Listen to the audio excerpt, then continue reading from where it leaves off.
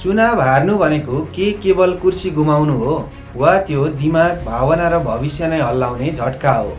के हार्ने नेता झन खतरनाक बन्छन् कि झन परिपक्व? चुनाव हार्नु भनेको केवल कुर्सी गुमाउनु होइन, यो व्यक्तिको मानसिकता, पहिचान र भविष्यको दिशालाई हल्लाउने गहिरो झट्का हो।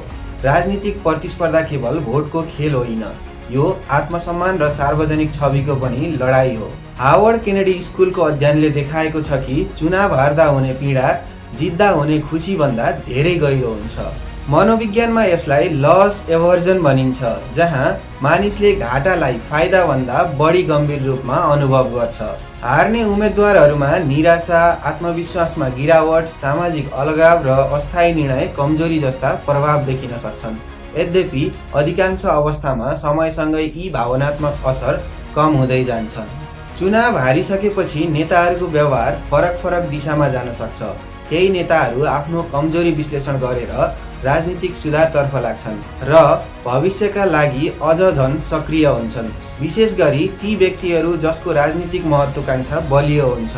अर्कोतर्फ केही पार्टीहरू वा नेताहरू विचारधारात्मक रूपमा परिवर्तन हुन्छन्। क्याम्ब्रिज विश्वविद्यालयको अनुसन्धान अनुसार कहिलेकाहीँ हारपछि पार्टीहरू केन्द्रबाट टाढा सर्दै आफ्नो आधार समर्थकलाई बलियो बनाउन खोज्छन्, जसले राजनीतिक ध्रुवीकरण बढाउन सक्छ।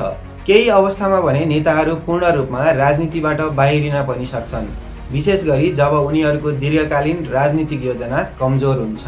हारले नेतालाई झन कट्टर बनाउने कि मध्यम मार्गतर्फ लैजाने भन्ने कुरा परिस्थिति र संस्थागत संरचनामा निर्भर हुन्छ। यदि हारलाई षड्यन्त्र वा अन्यायको रूपमा प्रस्तुत गरियो भने सोर लुजर इफेक्ट अर्थात् हार स्वीकार नगर्ने स्थिति देखिन सक्छ, जहाँ परिणाम अस्वीकार गर्दा संस्थामाथिको विश्वास घट्छ, ध्रुवीकरण बढ्छ र लोकतान्त्रिक स्थितिमा खतरा उत्पन्न हुन्छ। तर बलिया संस्थाहरू भएको लोकतन्त्रमा धेरै नेताहरू हारपछि आफ्नो धारणा परिमार्जन गर्दै व्यापक मतदाता आकर्षित गर्ने प्रयास गर्छन्। पटक पटकको हारले अझ गहिरो प्रभाव पर्न सक्छ। अनुसन्धानले देखाएको छ कि लगातार हार्ने समूहमा पोलिटिकल एलियनेसन अर्थात् राजनीतिक अलगाव बढ्छ, जसले प्रणालीप्रति अविश्वास र अलगावको भावना जन्माउँछ। यदि हार स्वीकार गर्ने संस्कार कमजोर भयो भने लोकतन्त्र पनि कमजोर हुन्छ। वास्तवमा लोकतन्त्र केवल जित्नेहरूको कारणले टिक्दैन, यो हार स्वीकार गर्नेहरूको परिपक्वता, संस्थामाथिको विश्वास र प्रणालीप्रतिको प्रतिबद्धताबाट बलियो बन्छ। त्यसैले चुनाव हार्नु केवल व्यक्तिगत असफलता होइन, यो लोकतन्त्रको स्थायित्वको महत्त्वपूर्ण परीक्षा पनि हो।